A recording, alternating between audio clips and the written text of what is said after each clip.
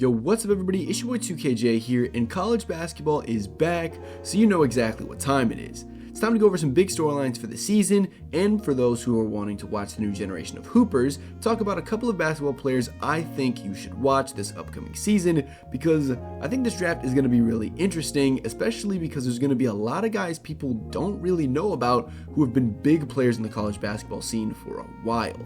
Now, one of these players is Caleb Love. I actually did a video about him a while ago talking about his rise and decline after his legendary NCAA tournament run, but some time has passed and he's transferred to play for the University of Arizona, a very good program that's gotten off to an electric start to start the season.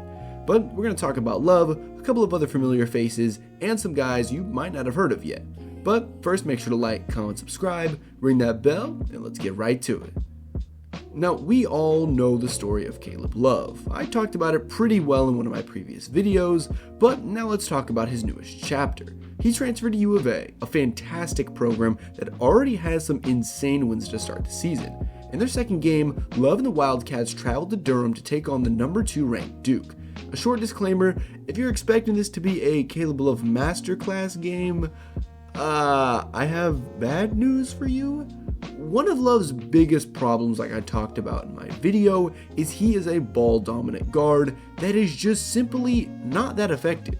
He's got the Michael Porter Jr. gene, and if he's not on fire, he is ice cold. But unlike Porter Jr., he's not really that spectacular of a defender either. He shot just 3 of 10, going 1 for 5 from the 3 with 6 turnovers. Now, the Wildcats did win this game, and Love's 11 points were integral to their victory, and to his credit, he's averaging a career high, drumroll please, 40% field goal percentage, which is really, really bad. Like horrible.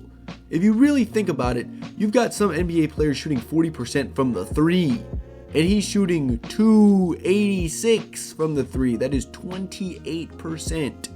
So it seems that his shooting woes have continued, but I do think that he is one of the more interesting players, as I feel like he's a firecracker who just hasn't really figured out how to keep that fire burning all the time. Now let's talk about another familiar face, Zach Edey.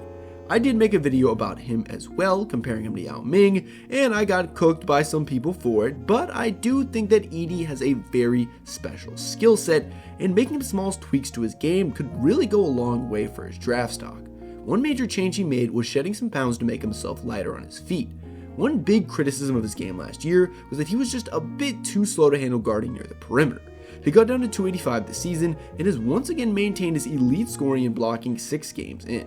Now, with the Boilermakers defeating Marquette to win the All-State Miami Invitational, I do think that he still needs to add that 3 ball to his game, because like I did say before, the league is trending towards a big man revolution where they are shooting 3s. So it's sort of like a mix between bigs and guards, and I think that adding that 3 ball to his game, he could really mold himself into that blueprint that players have like Jokic have pretty much created, with Sengun basically being baby Jokic, and Edey could pretty much fit into that same skill set. I think he just needs to get a bit more mobile, maybe work on his 3-point shot and playmaking, and he could be a truly elite player and a really different type of center, where he's an elite rim protector, but also a guy who can score like nobody's business.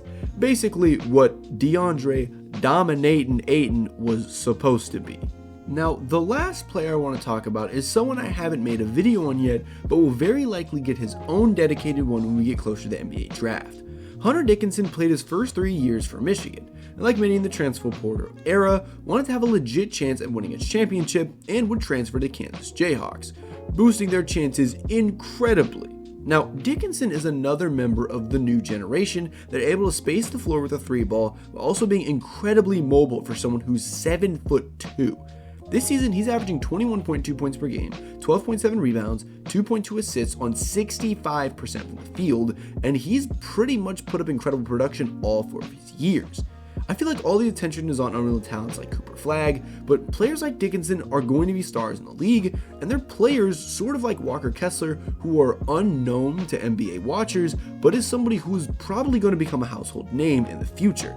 And like I talked about earlier, the league is returning back to its origin with the big man renaissance, and Dickinson is another member of this new generation who is able to shoot the 3 ball, which he can't do, and also be an incredible defender, while also be able to pretty much do anything he wants on the court, being 7'2", very mobile, and like I showed with the stats before, putting up pretty dominant rebounding numbers, as well as being a scoring threat.